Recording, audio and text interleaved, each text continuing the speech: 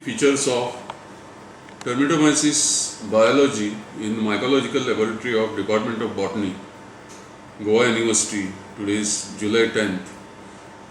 The monsoon is progressing slowly and the monsoon favored us, so to say, with an abundant crop of these Termitomyces mushrooms in Goa University campus here in Talegaon, Iswadi Island in North Goa district of state of Goa in the Republic of India. We have been working in Goa University for several years on science of the species, especially focusing on phenological aspects when this species fruit in nature, then biological aspects, then ecological characteristics of the species, their mutualistic characteristics also with fungus growing termites, genetics aspects of the species as well, and we are trying to look at the biodiversity of this species also, because there is a lot of pressure on these species due to overexploitation for selling in the market, because these species also form an important aspect of ethnomycology of Goa. For thousands of years these fruit bodies have been collected and consumed in the egg stages. These are the most popular stages which come into market. I will be speaking separately on the eco-conservation aspect of these species. The reason is that there is a tremendous amount of pressure on these resources, and in this particular video I would be explaining some very interesting aspects of the apigeal stages of the Termitomyces, specifically the caps, the fruit bodies. So the fruit body of the Termitomyces, this is a very healthy, nice fruit body of Termitomyces. This is a typical Termitomyces heimii fruit body. When we look at this species in the field and also in the lab, we are struck by the central attachment of the stripe, the superior annulus, the white fibrous stripe which is solid to semi-solid, and then its transition into a standard taxonomic diagnostic character, that is pseudorhiza. In fact, the simple distinction between the primitive species of Termitomyces, which earlier were identified as a separate genus, that is Podabrella, by Rolf Singer in his book Agaricales in Modern Taxonomy, but Roger Ham differs from him, and molecular taxonomists also are of the belief that there is only a single genus of termitophilic agaricales, that is genus Termitomyces, and although there had been attempts to erect Cyanotermitomyces as a separate genus by Dr. Zhang, it has been reduced to a single genus under Liophyllaceae as per the modern phylogenetic picture, and Afro-Asian species now are put under the single genus Termitomyces. So we are basically looking at an essential character of most of the species of Termitomyces except one small species, that is Termitomyces microcorpus, on which we have recorded videos on YouTube also of these species which occur in Goa towards the end of the monsoon. So the distinction between Termitomyces microcarpus and other species of Termitomyces is absence of this organ, that is pseudorhiza. So now we have in other videos described the various aspects of pseudorhiza. Now we have to focus on the characteristics of the cap. So there is a lot of variation in size and the topography and the features of this cap. In Termitomyces titanicus, here the cap is around 7-8 centimeters wide. It is plano-convex, but it all depends on environmental factors, the way it folds. Now this is not a taxonomic characteristics, but this is an ecological characteristic, the way the cap has folded. And we can also see some oddities like this. Now how do we put this, in which category we put it? So this is also same species which we find as this one, Termitomyces, closer to Vidias or smaller varieties of Termitomyces, but it is because of environmental reasons that it has got deformed. So this deformity or deviation, if you exclude, then what are the general characteristics? The general characteristic is eccentric to central stripe, but there is not much eccentricity, because in most of the Termitomyces fruit bodies, the stripes are very much at the center, and they are well separated from the gills. So the gills are not attached to the stripe. So we have got well separated the reproductive the region, and we have here a beautiful surface, and we don't have details of this because the details will vary within a collection also. Like in this, if we compare now this is a smaller species, and this has got a very beautiful colarium. Colarium means a region which separates it. If you look here inside of this, where the stripe is attached to the gills, you will see that there is a zone which is very clear, and at the end of the zone you can see the beginning of the lamellae. Okay, so that is what is distinguishing this, that the gills are totally separate. So then we can see, and the beauty of the stripe, the tip of the stripe is that it tapers to the end. Means basically you can see the groove, it leaves a groove here. So if we try to detach a standard this one here, for example this is the specimen, or I can do that to show that this, suppose we detach this here at this point, then we will see that this is narrowing to the top. So the narrowing is another interesting feature of Termitomyces, that the stripe would be centrally bulbous, as we can see here, centrally bulbous here, and then tapering to the top slightly like this. So the cap is solid, fleshy, context is white, and the margin, when the specimen is not encountering any environmental forces and pressure, is entire. You can see here, it's like a beautiful disc. The distortion is due to certain environmental and ecological features, that the cap is slightly angular. But when such forces are not encountered, you will see less of distortion. But even then, it's because of environmental. And elsewhere, the cap would be beautifully symmetrical here, as we can see, and beautifully ornamented, various types of stripes, and the scales we can see. The scales are appraised, and these are the remnants of universal veil, which remain on the cap surface. So in description of Termitomyces, many of these features have been used by taxonomists, but there are other micro features also. And if we try to look at the topography of these hypogeal stages, you see here the central ambonal region, which may vary in its overall diameter and area. You can see it here. You can see here it is spread over a larger area, and it is not peelable. Here it is peelable. I could even peel this melanized layer. We need to see the ultrastructure of this melanized layer. There is very little knowledge of this, so that knowledge gap has to be filled. So it is a peelable layer. What is the meaning of this? If it is a peelable, means it is a totally different type of tissue than the underlying context. So what it means is, this has a definite complex structure and definite complex function, which we have explained. What is the role of this melanized, that area? It has a definite role in the entire life cycle of this species, and this whole area is exposed to the elements. And in many of the specimens and many species, we will find that it is very smooth, and there may be some hydrophobic element in this top, because you can see it is glistening, it is glowing, light is reflected from it. There is no presence of any this one, but basically this is a hydrophobic region. So it has been made that way probably because water shouldn't accumulate and cause any decay or decomposition. So we do not know exactly what types of lipids are encountered in this top type of hyphae. And it is also possible that we have seen some evidence of what are known as the certain uncharacterized, unidentified, not properly understood phenomena called proteins, which we do not know, proteins or glycoproteins, but they are likely to be rather unidentified glycoproteins, which are present in this area, in the growing area here, because the specimen may have stopped really growing, expansion and enlargement, but the metabolic reactions still continue in this area.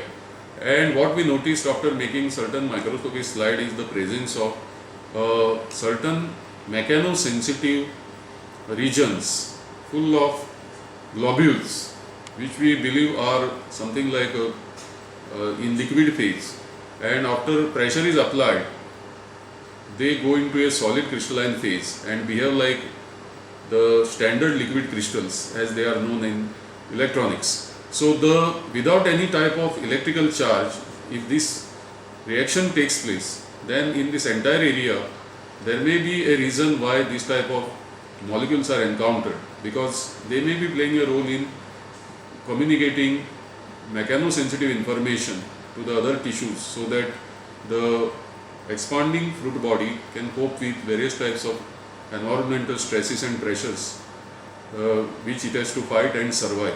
So in taxonomy, we have detailed keys in Heim and Pegler and Piercy and Watling and many of the African mycologists who have extensively worked in Kenya and Zambia and Republic of South Africa, and in Southeast Asia we have in India Dr. Natarajan, and we have Purkaesta, and we have in Southeast Asia also many people who have worked on Southeast Asian Termitomyces species to describe all these features.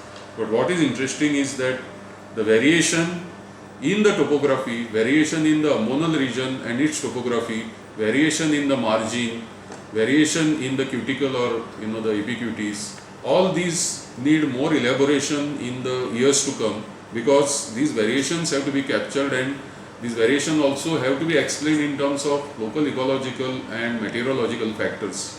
We strongly believe, at least on basis of our years of analysis of several collections in Goa University campus and from other samples which we have collected from other locations in Goa, that it is not so easy to have a standard common description of a single Termitomyces species on basis of only these characters. We have to take into account also the edaphic factors, environmental meteorological factors, because within the same species we can see a huge amount of variation.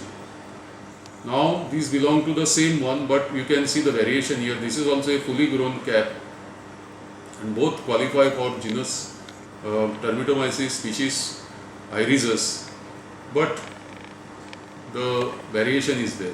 Now why this variation is there, that is a very interesting aspect of the taxonomic discovery. So to conclude, when we look at the Termitomyces fruit body, the cap, the reproductive region, we can see huge amount of variation in terms of topography,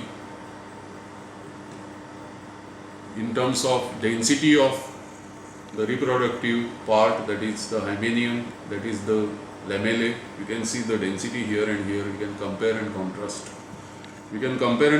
This is thin and highly dense, and this is slightly thicker, and this one. So what is it that causes this variation? Is it purely this cap and this cap? We can compare and contrast, and we can see that these are crowded lamellae in this, and these are somewhat separated lamellae, but both seem to be same species. So what is the reason of this variation? So all answers are not yet found in genus Termitomyces, but through meticulous seasonal collection and sampling over the years, we have built certain expertise in Goa University, and on basis of that we aim to develop this topic further and further, so that it will be possible for the global interest in termitomycology to go deeper and deeper into all the aspects which are not fully understood.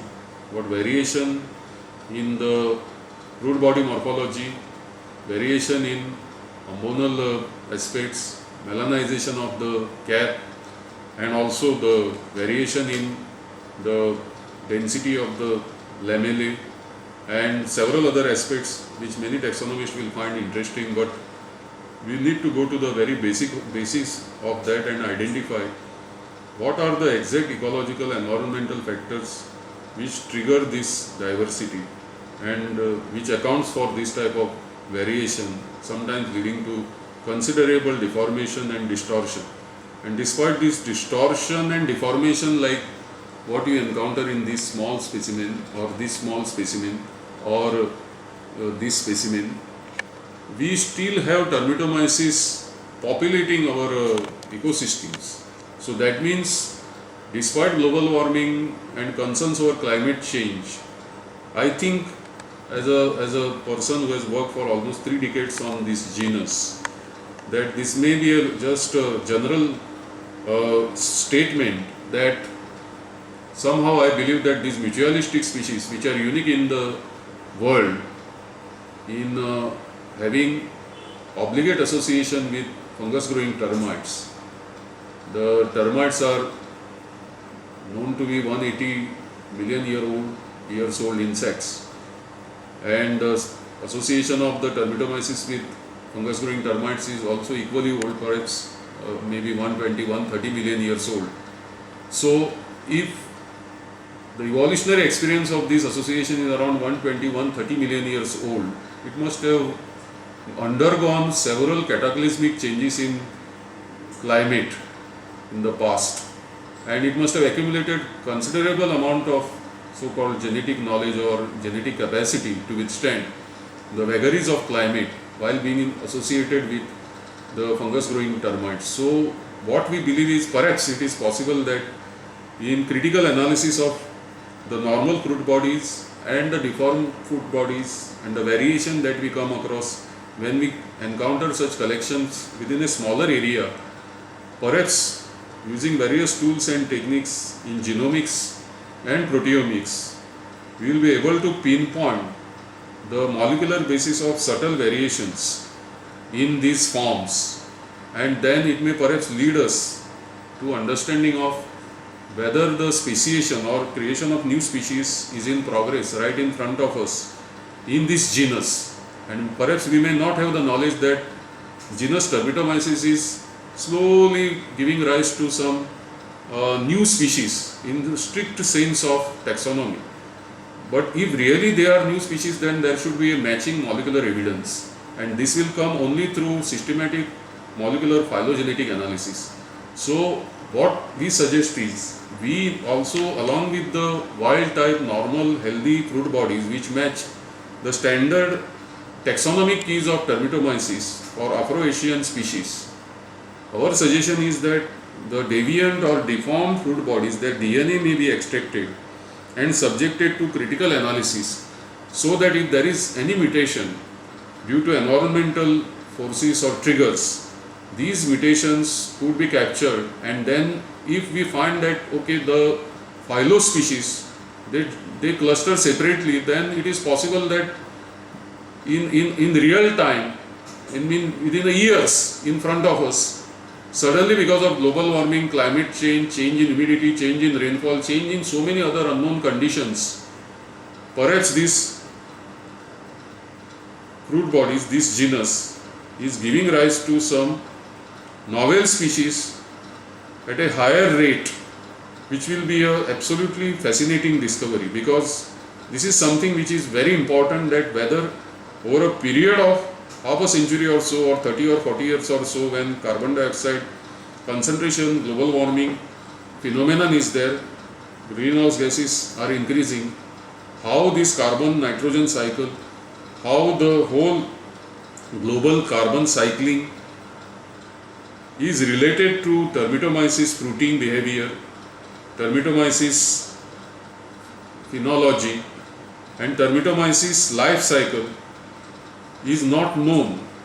But it is possible that since the entire life cycle of this Termitomyces species is dependent upon carbon rich resource, biodegradable resource, as locked in the fungus comb and as recycled efficiently by the termites Termitomyces mutualistic system, we here in Goa University, our group staunchly believes that a time has come to give termite Termitomyces mutualistic system its credit, its due in the global discourse on impact of global warming and climate change, and how it is related to species plasticity, species diversity, adaptation of the wild type species, and also the possibility of whether evolution is taking its own direction in response to the new pressures it is encountering in the ecosystem. The pressure could be coming from human interference in ecosystem, The pressure could be coming from environmental pollution, the pressure could come from climate change, or the pressure could be a combination of all these forces. So it is possible to use Termitomyces system in our belief, this is our hypothesis, as a model system sensitive to global warming and climate change, trying to adapt in such a manner that it is trying to produce various oddities, ecologically adapted and probably environmentally adapted. So in the very process of creating these oddities, the challenge before taxonomists, molecular taxonomists and phylogeneticists is this: are these oddities real, genetically real, or these are simply deviants, these are simply variants, and there is absolutely no molecular evidence or genetic evidence or genomic evidence of any favorable mutations. So we don't have the answers right now because we here are not well equipped to find those answers due to lack of suitable technologies, instrumentation and all.